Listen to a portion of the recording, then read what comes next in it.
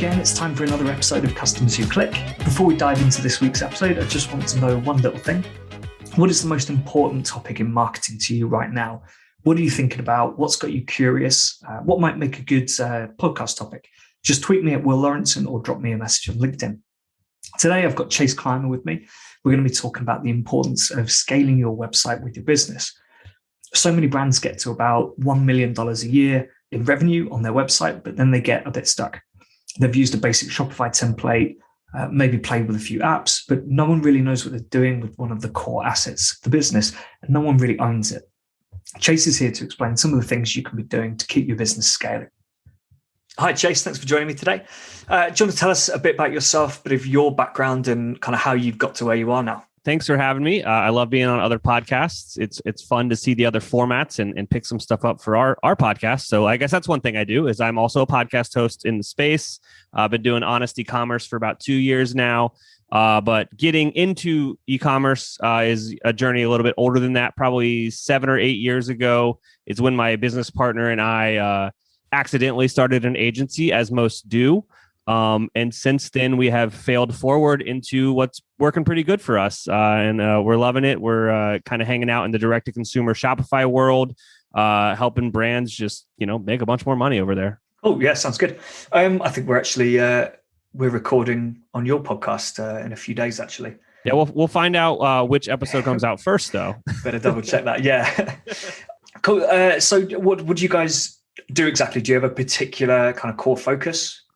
Yeah. I mean, over the years, we've kind of dabbled in this and that. And I think that's, I'm sure your audience is probably a little bit similar to my audience, as in like, not only are there brands listening to the show, but there's also just people in the space that are always curious about kind of building an agency or like going from being a freelancer to a founder.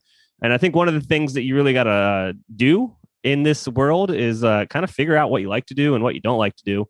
So these days, we're very, very focused on kind of this particular concept of helping brands that have found their product market fit just truly kind of get to that hockey stick growth thing that everyone's all wanting to do. There's a bunch of ways to approach that, but at the end of the day, we're building, we're basically coming in, rebuilding websites, implementing automation systems and processes into these clients' businesses, helping them strategize their paid and owned media kind of strategies behind their marketing, and just essentially like turning up the gas on what they've already got going. So that usually results in, a brand new website that is tailor-made for the client. It's purpose-built. It's lightning fast, has a lot of cool stuff in there, kind of for upsell and cross-sell motivation to increase your AOV. And then on the tail end of that stuff, we're helping them market it through, Facebook, Google, and we're huge fans of what's going on in this space with text messaging and email marketing. Today, Klaviyo just announced a crazy round, and I'm sure we can talk about that in a minute. But yeah, that's what we're up to. Yeah, let's just quickly talk about that Klaviyo round then. I didn't actually know about that. Oh, it's just today? Yeah, today. The numbers are somewhere around $250,000 raised for a $9.5 billion evaluation. Oh yeah, wow. I mean, it's a good platform. Oh yeah, it's an amazing tool. It's usually, if a client isn't on it, we just go, yeah, you're doing this anyway. Do you just want to like cut this off into the first thing we do together? And like, this is going to show you, how it is to work with us. And like, also, this is like just the biggest win you're ever going to have. Yeah, exactly. What's really key for you about this, the kind of D2C experience then? What, if you're going into a new client and you're, looking at revamping the website and all that sort of thing, what is just key to getting it all right? Yeah, I think what's key to getting it right is having a process to follow. And the way that we approach things is, honestly, we have named it the brand scaling framework, but I'll let you in on a little secret here, Will. It's the same across the board in any business that you're in. You got to focus on the main KPIs that are driving that top line, especially if you want to talk about scaling. And that's what we do. So when we are talking with new clients and prospects, we are pretty focused on 3 particular KPIs. The first being the conversion rate, the second being the average order value, and the third being the amount of sessions that your, usually Shopify store is getting.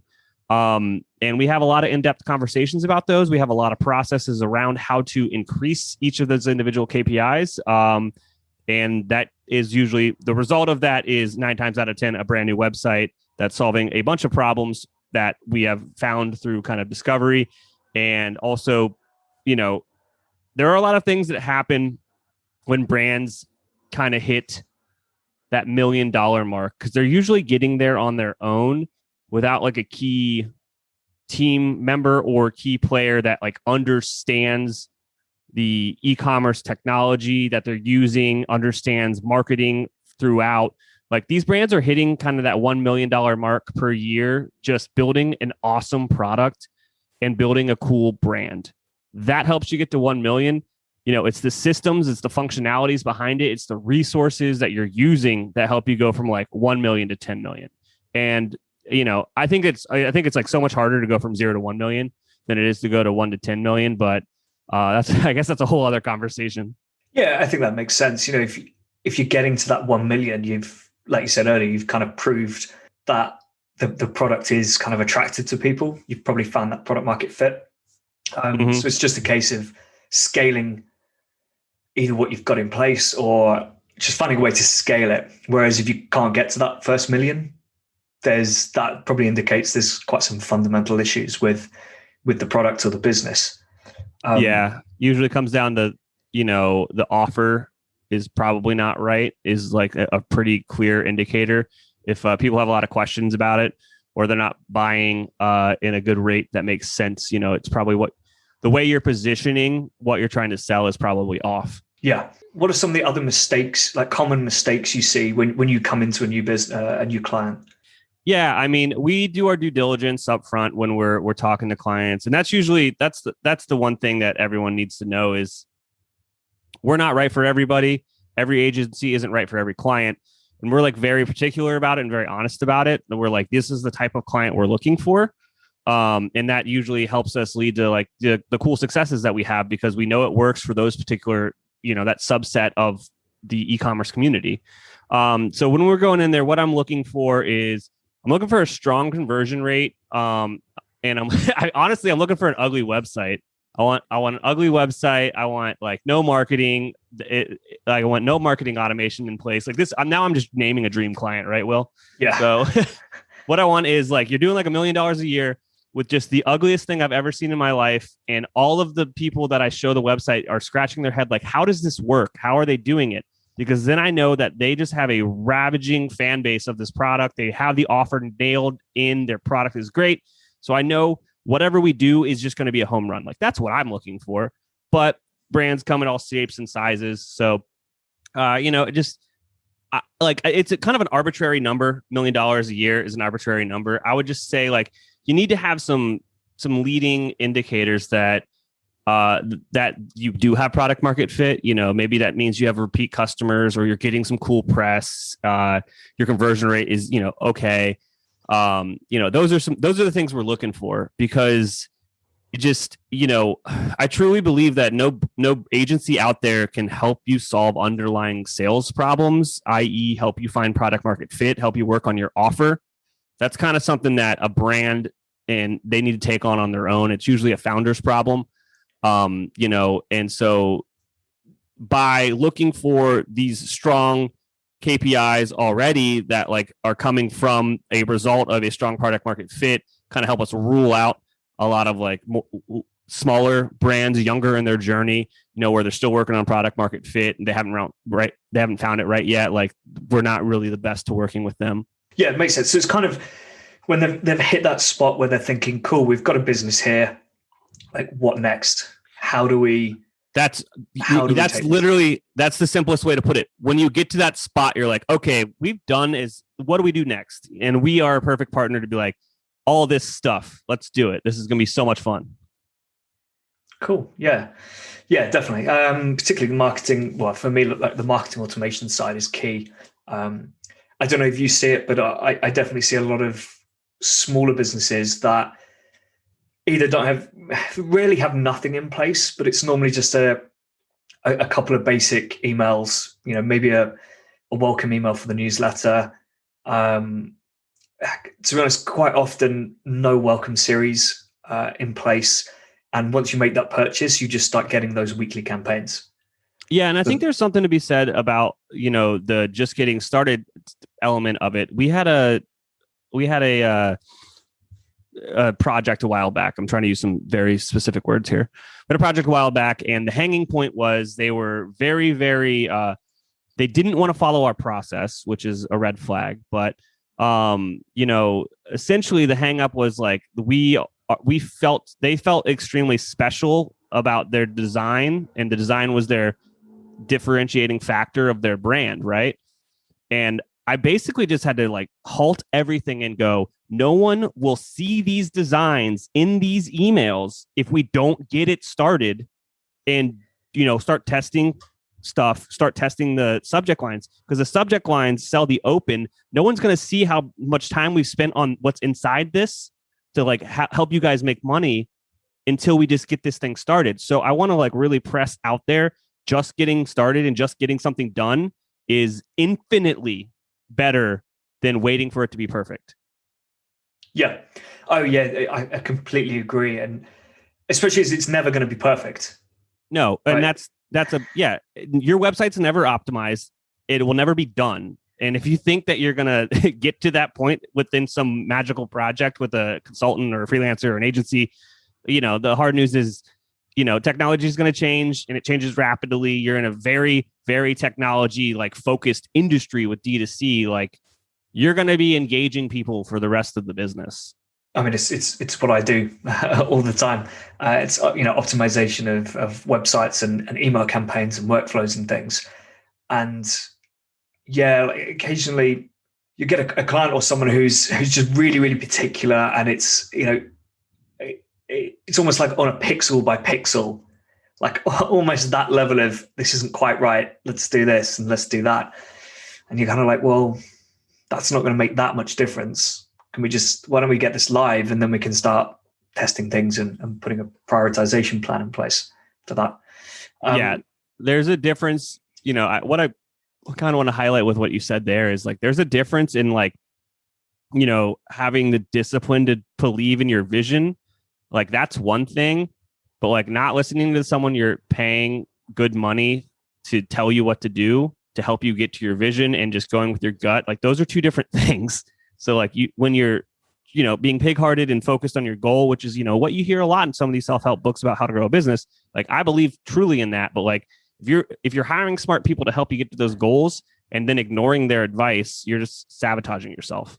Yeah, exactly. I was actually having a conversation with might have been my flatmates actually, and just kind of talking about how quite often you see the way kind of business owners or the senior people respond to the feedback they get from employees versus external third parties, right? Generally, what I've found is they will listen to those third parties, almost like whatever you say is like gospel. You are the expert. They've brought you in specifically to help with this. And yet the employee, who they've also technically, that's what they've done there as well. They've brought this employee in because that employee knows that space and should know how to get the best out of it. And yet so often they'll be pushed back against what the employee says. I think it's such a weird situation. Fortunately, I haven't had too much difficulty and pushback on things where, unless it's actually like warranted and they have a reason for saying no to something and they can actually kind of back it and say, this is why we can't do that. Yeah. And I think where we're getting at with all this is we need to highlight that like a founder's job isn't to solve problems, it's to delegate outcomes. And it's a mindset shift that a lot of people need to get into. Yeah, I like that. I don't think I've heard that before, but I like that. I did not make it up, but I don't remember where I stole it from. Yeah. It's probably on the lines of some other stuff I've heard. Obviously, like you hire people who are smarter than you to do certain tasks. It's kind of on those lines of, you bring in the experts to do those expert bits. Yeah. Also, I mean, I just with like employees, if we're talking about from the perspective of like a D2C brand, I'm assuming the employees are interacting with the customers like a lot more than the rest of the people. Like as a consultant, We are kind of in the background. I don't talk to my clients' customers that often. And so anytime an idea comes up from people that are actually like interfacing with those customers, I think the ideas are like just so important. And I think the insights are just so awesome because you'll hear about, questions that people have about the product. And you're like, well, that can be solved by, doing this to the product page or by, you're right. The way that we are displaying the variants is highly confusing. We should dumb it down to make it simpler to get to where people want to go.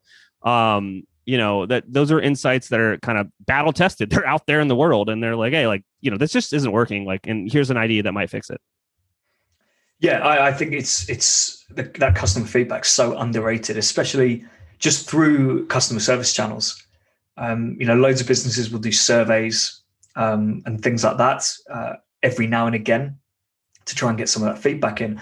But there's so much of it just sat there in your customer service tool on various different aspects. If you're tagging and categorizing everything properly as well, it should be really easy to jump in there and quickly find the top few questions about deliveries and shipping. And just say, look, this week, that's what we're going to focus on. Let's find out what people think about that. Dive into the customer service tool, read those emails, read those queries, maybe speak to some people, like phone them up to get that next level of feedback. But it's funny. I speak with brands often on my show. I like try to highlight and speak to more brand founders because I feel like I just feel like our audience really appreciates hearing it from the horse's mouth. Is that how you say that saying? Yeah. So it's funny that I see oftentimes like the founders are like, as I've grown in this business and delegated more and more, to key players that I trust within my organization, I'm now spending more time actually talking to my customers. Like I'll legit pick up the phone and call people if they say I can, and I'll just ask them questions and I'll get these key insights that I can, as the visionary of the brand, I can then use that to help solve problems or future issues that might be coming up. And just, at the end of the day is to add more clarity to the offer of the product that you're trying to sell. That was a very high level view of saying like you should just talk to your customers more. Yeah. I've done that a lot myself as an employee previously and as a founder. And the insight you get is incredible. It really can change your kind of view on not completely on your product, but you get a completely different viewpoint when you actually understand how the customers see the product as opposed to how you see it. Because obviously you've been sat on it for a year, 2 years maybe. So like in your head, you've got that pretty fixed definition of what it is. But the customer might tell you otherwise. It's one of those things. Oh, go. It's just one of those things where you're too close to it because you're doing it every day. And it kind of just backpedals from there of like, you're too close to your website. Of course, you know how to find every product because you've been using that thing forever. But if you talk to a new customer or, maybe an older customer, like in age, they might be highly confused by your over-designed mega menu and it doesn't make sense to them. And those are things that you're not going to know just because you're so close to it every day. Yeah, exactly. I might say to a client, just for example, no one knows about your returns policy. And they might say, well, but it's on the website, it's right there. And it's just so obvious to them because they probably designed the page in the first place. Yeah. And made sure it was on there. So they know it's there. So you've got to try and explain that. Well, actually, customers aren't browsing to that bit of the page. Like they're just not seeing it. I know there's a lot of assumptions on certain things like that people will scroll to the footer, for example, because on pretty much every website you get in the footer, contact us, about us, shipping, returns, careers, that sort of thing. So I think, sometimes there's a bit of an assumption that people know that is there and therefore will just, if they want that information, they'll scroll to the bottom of the page. But it doesn't really work like that. Yeah, I mean, I will say that I have given that advice quite often of just like chuck some of that stuff in the footer. But I think, specifically to the returns policy, I think that deserves kind of modifying the PDP and, putting a link to the returns policy, like right there next to the add to cart button or the buy now button. Heck, maybe even just make it a modal that pops up when they click on the thing. But you can kind of, there's a bunch of ways to do it. And I guess at the end of the day with optimization, it comes down to like, there are a lot of best practices, but you still got to test them all, see which one works. Yeah. Yeah, exactly. Well, I actually ran an interesting test with a client recently with Klarna. And we added Klarna buy now, pay later as an image beneath the call to action, and conversion rate has dropped quite noticeably, probably 5%. But we also tested one which was a similar image, but instead of buy now, pay later, it said sleep now, pay later, which is just related to the products, related to the pain point that the product solves. And that has seen about a 5 to 10% increase in conversion rate. But I found it really interesting that the kind of standard Klarna line actually had a negative impact. And that's what most businesses tend to put on there. Or they'll do the price breakdown and it says pay X amount every month for 3 months. Yeah, I think that's something that you and I might fall victim to, is we're so used to it these days of like what Klarna's up to and like why it exists in our ecosystem. And I think that like I'm overexposed to it, and the typical shopper was probably like, what is Klarna? So, I think that's something that I just need to start thinking about more. Yeah, I mean, personally, I hadn't even come across it until about a year ago. And that was only because of work. But to be fair, I've not really spent much over the last year because I haven't had to. But I've only used it for the first time about a month ago. I don't know if I've ever used it, but their U.S. headquarters is in our city in Columbus, Ohio. So, way back when in-person meetups were still a thing, we used to host the e-commerce meetup in our area. And they would always come out and support the local community, which was fantastic. So I was very familiar with their offering for, basically right after they got the American office set up, like they hit me up and took me to lunch. Oh, nice. That's pretty cool. Yeah. Cool. So just going back to the kind of website stuff then. Yeah. What is, and the kind of brand scaling framework, I guess, let's go to that, back to that a little bit. So you talked about, you'll generally kind of revamp a website for people, which is great, bit of marketing automation. What's key for the customer? What is it that you think really gets people, like really creates that growth, that sustainable growth? I think a lot of it is honestly that these are numbers that they know matter, but they don't know why they matter, and they don't know how and what impacts those numbers. So a lot of what we're doing is not only, drawing out this kind of playbook together of this is what we're going to do X, Y, and Z, but also we're going to educate you on to why these things matter, how you can impact them, and what you can't impact. There's the acts of God that will impact all those numbers, but you can't rely on that. So we're going to show you these are the things you can do. And you know what I mean? Effort in is always going to improve and it produce something out. So, there's often a bit of education. There's a lot of process involved in it. This isn't our first rodeo, but I mean, what it comes down to is when we're working with these types of clients, they're usually on some iteration of a premium theme that's existed out in the ecosystem that we're probably familiar with, to be honest. But what happens as well is they're like installing and uninstalling like every single app in the Shopify App Store, which just turns their code into spaghetti and noodles. And it's just so slow. And any sort of updates you're trying to do are going to take twice as long and be twice as hard because you just can't predict what's going on in that code. And all that extra stuff slows down the website. So when you're talking about some more high level updates that you want to make to like say the PDP page, and like now you're talking about getting the offers and offering bundling and cross sells and stuff, like it gets to a point here where it is more work to use what you have than it is to start over. I don't know how much you guys are getting into full builds, but we've kind of drawn a line in the sand where it's like, unless this is like straight up like a theme we built or like a theme that like is out of the box from like a third party kind of like like an archetype theme or, a trustworthy source of it in the Shopify ecosystem, it's like you kind of just don't know what's going on in there. And, it's usually a better idea just to start over from scratch because it's usually really slow, really buggy, and not a good idea to kind of use as a base because it's just you're inheriting so much technical debt and it's gonna shoot you in the foot in the long run.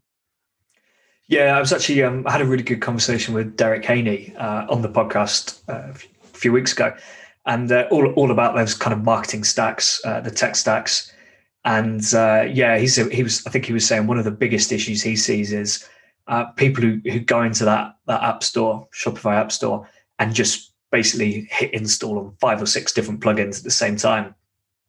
Oh my gosh! And then a lot of the time don't even like use them much, really.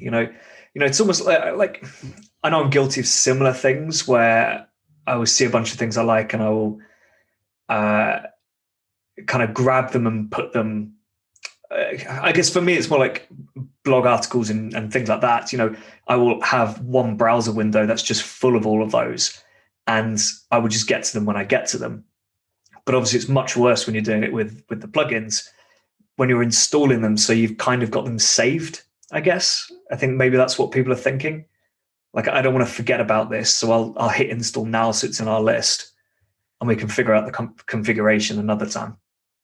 Yeah, but what they're not considering is it just shotgun sprayed a bunch of code into your theme, which for a non-technical person, what that did is it is added complexity to any future development work that you are going to have a developer or an agency or a contractor do. B, it has slowed down your theme. Just point blank, anytime you install an app, it's going to slow down your theme. There's no ifs, ands, or buts about that. Even if the app says it won't, if they're lying, it will. It is a technical, more load. It is a real thing. It will always slow down your theme. How much it slows it down, though, that's where you can get into an argument. But you do that once, you do that twice, okay. But when you've tested, 20 or 30 apps over the course of a year, plus any other iterating and improvements that you've made to that, if you weren't doing it in a way that was with the foresight of removing that code, because here's a surprise for everybody listening. The second you press uninstall with that app can no longer access your store. And that code is still in your theme file and still ready to gum up the works with any future stuff. So, just because you only have 5 or 6 apps currently, if you've tested 20 or 30, all of that extra code exists in there. And just point blank, no developer wants to find it all. Yeah. Have you got any kind of advice on how you might be able to manage that more properly? Yeah, I mean, the way to do it, the correct way to do it is to clone your current theme, install the app on the backup theme, test it, and if you like it, then use kind of like that backup theme as your main theme now. But if you don't like it, revert to the theme that you just had that didn't have it on it. You know what I mean? Okay, so duplicate your site, basically. Test the plugin on the new version. If you don't like it, you can revert back. But if you do like it, would you switch to that new version of the site, or would you just install it on the? Oh yeah, you could just like activate the version of the theme that you just made that you were testing it on, and that's perfectly fine. But then you kind of just want to have you always want to have your current theme. You always want to have a backup theme that should be identical to your current theme, and then you can like clone that to make your test theme from. Because it's always a good idea to have a backup, because then sometimes you accidentally install things on things, and you're like, oh crap, which one is the right one? But then you can get more technical with it, and if you have a developer or like an agency that is worth their salt, they're going to tie everything through ThemeKit to a GitHub repository, and everything's going to be backed up with like branches to know exactly what happened. And then it gets a lot easier to point fingers at things like this is what's breaking it, or this is who installed this thing that broke that thing. Yeah, if you've got the development resource. That's a little bit of a learning curve that's definitely like 300 level how to do it. The 100 level how to do it is duplicate your current theme, test the app on the duplicated part of the theme, and if you don't like it, just delete that duplicated theme and call it a day. Yeah. Okay. Yeah, that's really useful advice, actually. I imagine a lot of these smaller companies just don't think of this. Not at all. And then it is every single time we start working with a client, they're like, yeah, we've like tried, a couple dozen apps. And I'm like, that's a lot. Yeah. Yeah. I mean, yeah, again, back to the conversation with Derek, he said, really, really assess, like really in detail assess them. Don't just read the like the kind of basic store page and go, yeah, this should do what I want to do. So let's install it and try it out. I imagine free trials kind of contribute to that a lot. If there's a free trial for an app, then it's almost like, well, why not? I might as well just give it a go. But yeah, if you don't know about that tech problem that you're causing yourself, it's going to come back to bite you, I think. Yeah, I guess this is kind of a good segue into, the other thing that exists in the ecosystem is, beyond the apps and the kind of all those things. Apps exist to solve problems, right? But also you can usually solve those problems just within the theme itself. But then you're kind of, again, you're walking this line between like, do I need a custom theme or do I need, can this premium theme off the shelf work for me? And a really good way to think about it, and Ann Thomas is someone who actually used this kind of analogy. She was just saying, all right, a custom theme is like walking into a tailor and having them take all of your measurements and giving you something that is purpose built for the way your body works. Now, a premium theme is walking into Express and pulling something off the shelf. While you can kind of get that tailored to you, it's still, does it solve the problem for you? Sure. But you're probably not going to wear that suit on like the red carpet or something like that.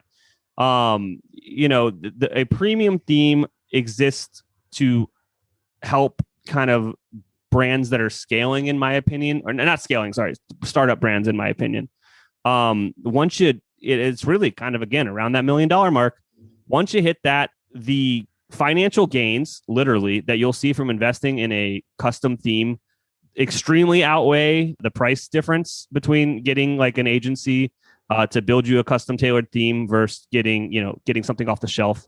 It's just, there's so much extra junk in those premium themes. And by junk, I mean literal just junk. They're built to solve every problem for everybody, which works when you're a startup and you need kind of that agility, and you need something that works because you're busy focusing on brand, you're busy iterating on your offer, you're working on product market fit.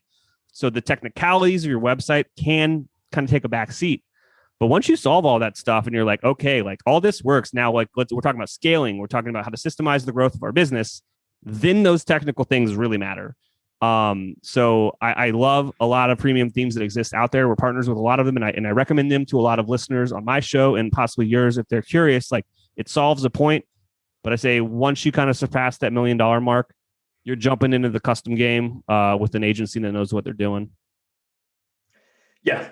I mean, that's what I was thinking as you were kind of talking us through it. Yeah, it's another one of those things where it'll last you for a while until you hit a certain point, and then it's probably going to be something that's more of a blocker to your growth. So as long as you're aware of that. Yeah, it goes back to kind of like, though, like I said, those premium themes are trying to solve everything for everybody. So when you like try to iterate upon those themes to do really custom cool things, it kind of is like drawing at a string and you're unraveling the whole sweater before you know it. Whereas if you're building something from the ground up, you're going to know already that like, oh, we're going to build this really custom feature, and we need to and we're going to know how it integrates with the rest of the website because of this, that, and the next, because like we built the whole thing. Also, like custom websites are so much faster than all of those premium themes. Oh my gosh, so much faster. And speed is key on e-commerce because people are lazy. I don't know. That's the best way to describe it, I guess. Yeah, people don't want to wait around. I think you can get away with it a little bit. But if every single page on your website is taking 3, 4, 5, maybe longer seconds to load, you're not going to get people through the process. They will get fed up. I think obviously there'll be people who disappear just straight away with any sort of delay. But I do think there'll be people who are willing to kind of put up with it a little bit. But yeah, if it's a case of every single page, they're having to wait for it to load. Yeah, people are lazy, people are busy. Or if people aren't busy, they think they are. They've got other things. Yeah, life is happening. You know, they were browsing your website on the subway and they just couldn't get to where they wanted, and now they're gone. You know what I mean? Like, they're never going to come back to your website because you couldn't get it done in that 5-minute, window that they had available to do it. I mean, all right. But I've been going off on tangents with you, which I love. But I do want to give you kind of okay, let's talk our brand scaling framework. What's it for? It's to help like $1 million brands go to $10 million is like the cheap line around it, but it's not really like that. It's like, all right, we're going to help your brand like really get the best growth that we possibly can help it get. And that comes down to this like custom site. Within that custom site, we're going to do a lot of cool stuff where we're trying to increase the conversion rate, obviously, but also increase the AOV. And I feel like that is something that is like overlooked by almost every brand. Like, the vanity metrics out there that people are always talking about are return on ad spend and conversion rate, right? Nobody gives love to AOV. And I think that that's a tragedy. And we give a lot of love to it during our projects because it impacts things so much. And so what we're doing when we're talking about building a new website together is we're going to talk about like, all right, are people bundling your products together already within the cart? Because let's build them the bundling solution of their dreams that helps them do that as much as they want to do it. Bundles are an amazing way to increase AOV. Another thing that we like to do is we like to, people like to buy, but people don't like to be sold. And I think every single upsell app / cross-sell app that exists in the Shopify ecosystem is so jarring and takes you out of that experience that you go, no, I don't need an extra pair of socks. You're trying to sell me them. But when you do it like in a sexy way that like is built within the theme and it looks like it's supposed to be there, this is part of the process, you're like, I actually do need more socks. We're doing smart stuff like that all along the customer journey to, it's only going to raise it $5 here, $10 here, maybe, like in truth, unless you think of a killer deal, killer offer. It goes back to the offer thing. But that really matters at the end of the day. Yeah, definitely. I think one thing I talk about a lot is kind of that, a similar thing, really. I focus on kind of lifetime value, customer value optimization. Mm-hmm. And so trying to avoid just like heavy discounting and promotions in order to get that conversion rate up. Because, you get conversion rate up to 10%, sounds great. But if you've halved the average order value of those people, then that's not so great. And then if you're not doing a good job of retaining those people, that's also not great. And that tends to happen more if you've been heavily discounting. I'm big on kind of upsell, cross-sell, but trying to do it in a natural way. And I suppose like building out those like complementary products. There's a lot of like at that time in a brand's kind of business life cycle, I don't think they're like fully envisioning like those complementary products, and they usually don't have that strategy figured out. And there's like a lot of hand holding that has to go on with that too, like educating like the why behind, there's a method behind the mayhem, and we got to teach them the strategy and be like, all right, now how does this strategy work for you? Because that's like the hard part of all of this is every e-commerce brand's different. And there's like a lot of, the strategy's the same, but the tactics, how we're going to do it is always different. And it's always an education. And it goes both ways. And it creates very unique, really fun results. Yeah, I think that's right. The strategy should be the same for pretty much everyone or like similar, but it's how you go about actually achieving those objectives, which is going to vary. It's why you can't really just use best practice. That best practice is like the strategy. It can guide you in the direction, but you're going to have to figure out what tweaks and changes you need to make it work for your business. I mean, the way that you increase AOV on a luxury product website where they're selling like $1,800 armoires is like going to be 1,000% different than the way you increase AOV on like a fast fashion women's brand. Like, those are just two completely different tactics, but the strategy is we're increasing the AOV. Here's some playbook ideas that we're going to look at and make this work. Yeah, exactly. What do you think about, actually, I probably know what you're going to say now, but what do you think about those post-purchase upsells? Those Love them. like one click upsells. I love them. They work great, but here's the thing. It's got to be an offer that makes sense. Like you could have it, like no one's going to, like if I just bought a $1,500 dresser, I'm not buying another one. You know what I mean? Yeah. But if you've got a complimentary product that's, it's like, oh, you just bought the dresser, but we have a filing cabinet. And for you, because you just bought this and my shipping is going to be the same, regardless if you get this dresser or this dresser and this like side cabinet thing, I can just, anything I sell you is going to be more money in my pocket. Right. So there's a strategy there. It's like whatever money we can like get off this person is fine because of other things that happen in the business. So the freight cost is going to be the same regardless as if you add something else on or not. So like selling just the side cabinet is probably not even worth it to you, but selling it on top of selling the desk is just free money. Does that make sense? Yeah. I mean, it doesn't exactly have to be a complementary product then, I suppose, but yeah, you've just got to be, it's just got to make sense. If let's say you bought that like a wardrobe or something, like a cabinet, it wouldn't make sense to then offer you a sofa in an upsell, or something which is high consideration, probably high price point. Those are things which take a bit of work. You've got to convince someone to make that purchase, and if you stick it on a one-click upsell, it's probably not going to do very well. But if it's this can also go in the room alongside that thing, and it's like the small version of it. You get a lot of I don't know, like you might buy a coffee table.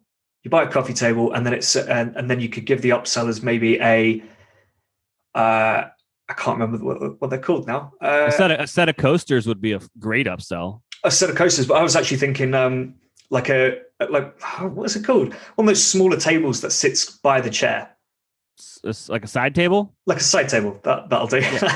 the matching from the matching set. Yeah. So like the matching side table, which if the coffee table's $200, this might be 75 or 80. Maybe at a discounted price because they've bought it. But it makes sense because they go, well, I've got that. I probably do actually want one of these, and it's the right set. So yeah, I will just add that.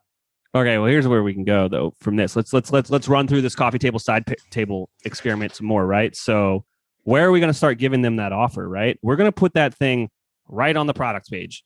It's going to go, here's the side table. I mean, here's the coffee table that you're looking at buying right now. Customers also bought this, and you give them there's a secondary button on that same page. It's like buy them together for 10% off, right? So we're offering it that there. And then you have, this is where you need and this is the stuff that you need an agency to help you with, or like a developer that knows what they're doing, because no app is going to do this entire journey for you. They always like highlight one particular part of it, but you can offer upsells in a bunch of different places. Product page. You can also do it in the cart, either the side cart or in the cart page. You could offer the same offer there, right? If you're on Shopify Plus, you can actually offer that offer again within the checkout experience. Maybe you go strike that 10% off. You know what? For you right now, we're going to give you 12% off, but this offer only lasts 12. This offer is only going to last for the next 15 minutes, right? You can do that. You can literally do that within the checkout. We still haven't sold them yet. And you're like, all right, man, I'm just losing like $4 if they don't buy this thing at 12. Like I can give them 15. So even post-purchase, you can be like, all right, if you leave this page, this offer goes away. Right now, one time only, 15% off, you get that side table. Like, okay, that's like a super salesy way to do it. But if you know that customers are frequently buying those things together, that's a good way to raise your AOV on that product. Yeah, it's like, if it makes sense to offer that product. And one way of doing it is, what are people buying together?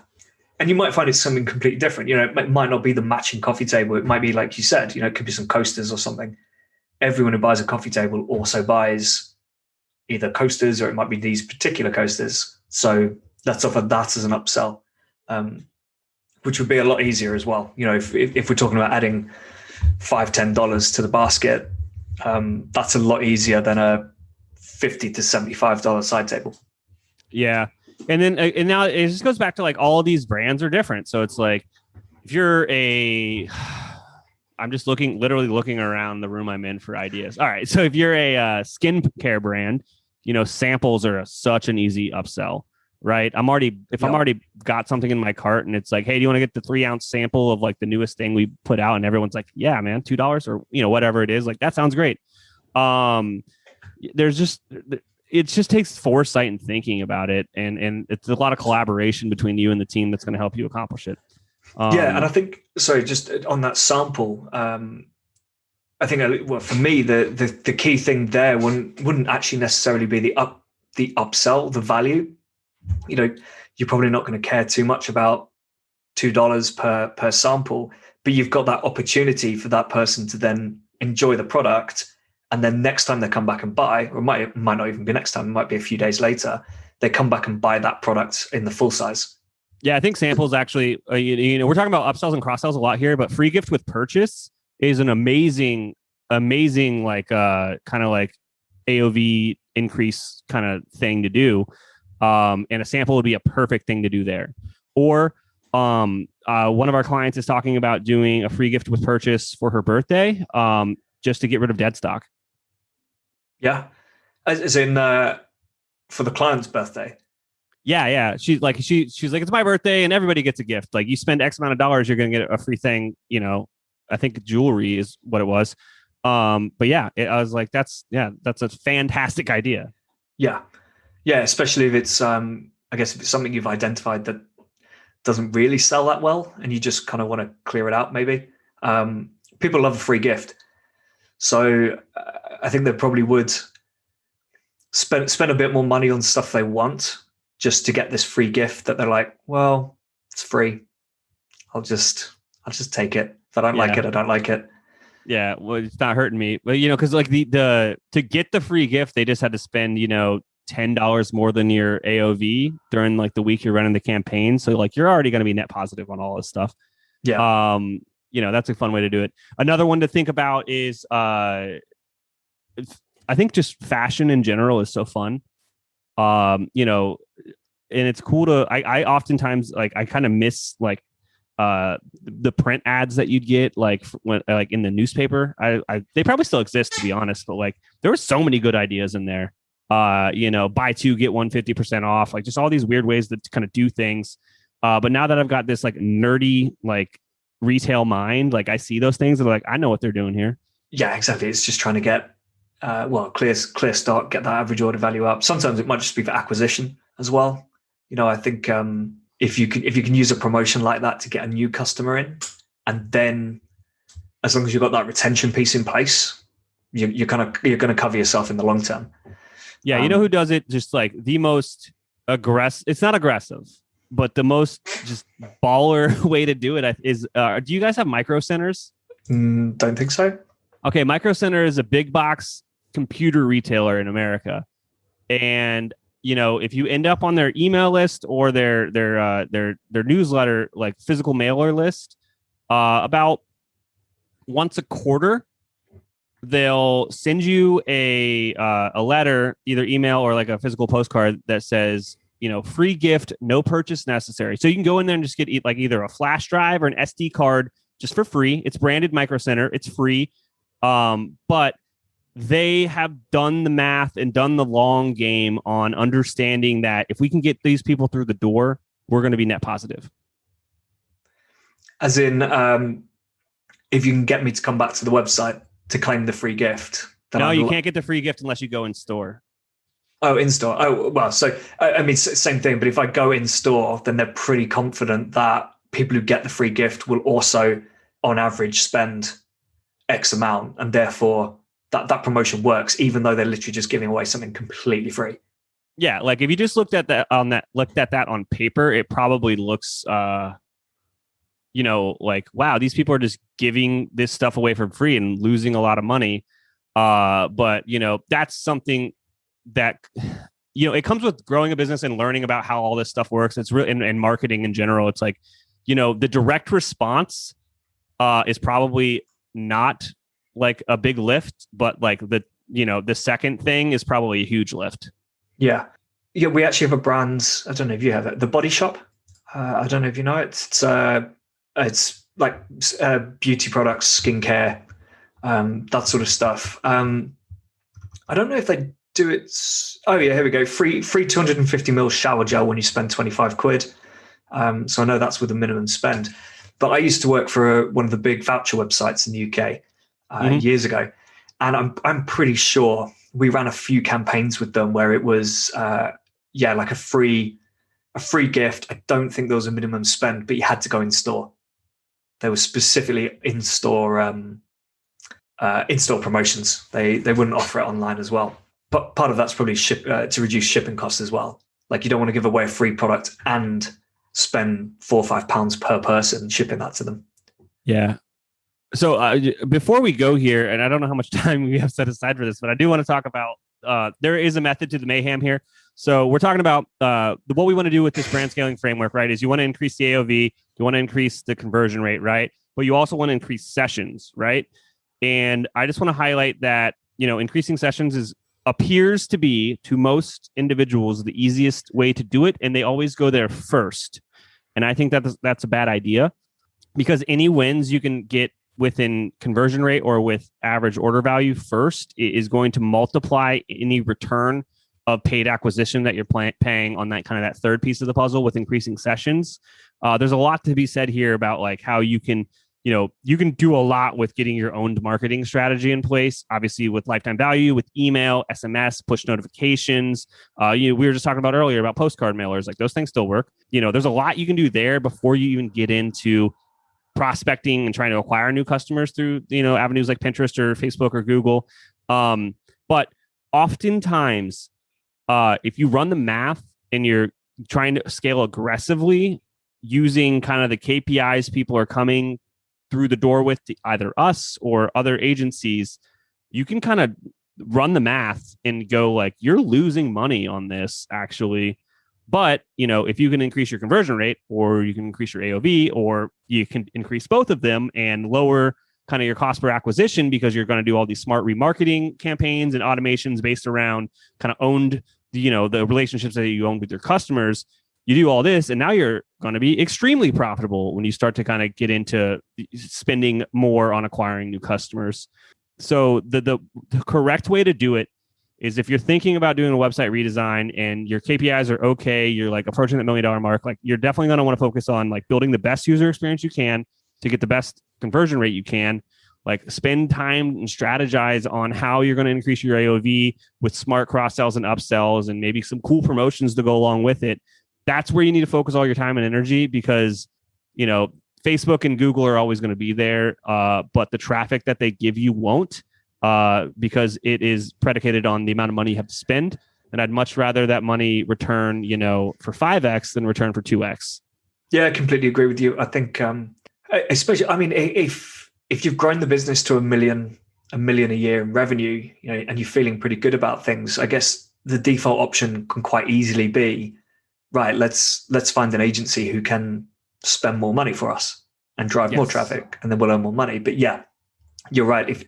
If first you look at the website and say, where can we actually optimize this experience and make sure we're getting more customers, more of those sessions into customers who are spending more money, then we scale up. Suddenly you see a massive increase in profit, which is the and the you key can thing, really.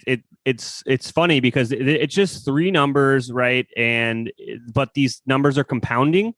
So, you increase 110%, 110%, 110%. You've actually increased everything across the board 33%. Yeah. Yeah, exactly. Cool. We are kind of out of time, actually. But this has been really, really great stuff, really fascinating stuff. Is there anything else you want to add just before we finish up? If you enjoy listening to me talk about this stuff, I interview a lot of awesome founders on our podcast, Honest E-commerce. You can check that out at honestecommerce.co. Or if you are interested in learning more about our agency and working with us to kind of run you through this brand scaling framework and make you a bunch of money, you can check us out at electriceye.io. Awesome. All right. Thank you so much for joining me. Oh, thanks for having me. I had a blast. While there was a bunch of great stuff there from Chase, I particularly like that he talked about improving conversion rates, AOV, and focusing on repeat customers.